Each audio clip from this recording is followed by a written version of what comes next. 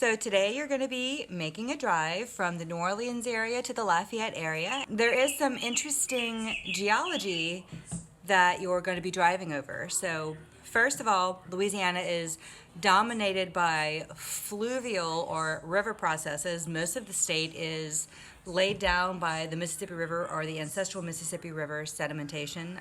Most of the state didn't exist before that process started. So thank you, Mississippi River, for making our land.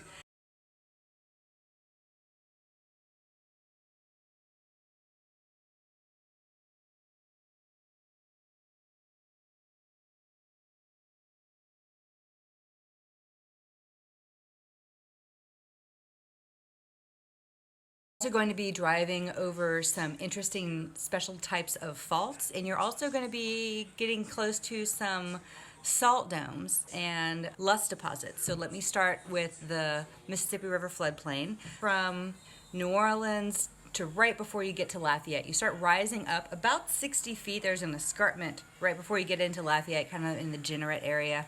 It's going to have you go up, and then you're going to be out of the Mississippi River floodplain. So basically the Mississippi River has carved itself out about a 60-mile wide ditch from Lafayette to Breaux Bridge. It's about 60 miles.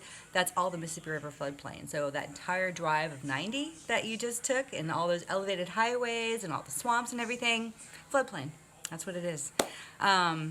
Pretty interesting. It's just a giant ditch.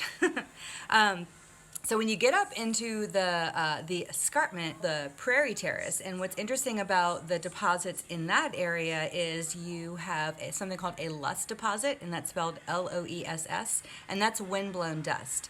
And the dust has come from the last ice age. So during the ice age, these continental glaciers came in and ground the rocks down. When the ice age ended and the continental glaciers melted away, all this dust was left behind. And when the winds kicked up, it would pick up this superfine dust and it would deposit it blanket-like over thousands and thousands of years all over the Gulf Coast region. So you have a lot of loess deposits that have not yet been eroded. And the Lafayette, the whole prairie terrace area of Lafayette and west are examples of that. Some other interesting things that you'll encounter, you won't see them, but there are a lot of faults that you'll drive over, and they're slump faults. So the Mississippi River dumps a bunch of sediments. They're just muddy and clayey, and a whole bunch of weight makes them kind of slide and slump. So any movement along a plane of a geologic material would be considered a fault. It's not like the San Andreas fault where it's like a plate tectonic kind of like shaking everything kind of fault. Another thing that's really interesting that you're going to be driving by, especially if you go to Rip Van Winkle Gardens or Avery Island, those are features that are called salt domes. And salt domes to me are really interesting. Basically salt that has risen up through all these sedimentary layers that the Mississippi River has laid down. So let me back up to the Jurassic period. So imagine in the Jurassic period, North America and South America are kind of stuck, put together.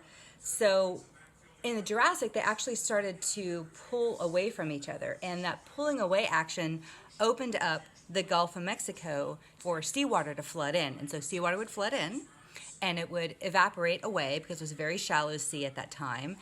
And anything that was left behind was all the salts and evaporates, and it would flood again, and everything would evaporate, leave the salt behind, and they would do that repeatedly. And ultimately, you would get these huge, thick deposits of what's known as Luan salt. Once the Gulf opened up completely and the Mississippi River started to do its thing, on top of the salt, the Mississippi River just piled up all of these sediments, like huge layers of really heavy sediments. And something interesting that happens with salt, when it's under pressure, it starts to behave fluidly. So you can imagine a lava lamp and how those bits of material would just kind of like float up and bloop up like that. That's kind of what a salt would do. It would start behaving fluidly and flow upward, seeking lower pressure.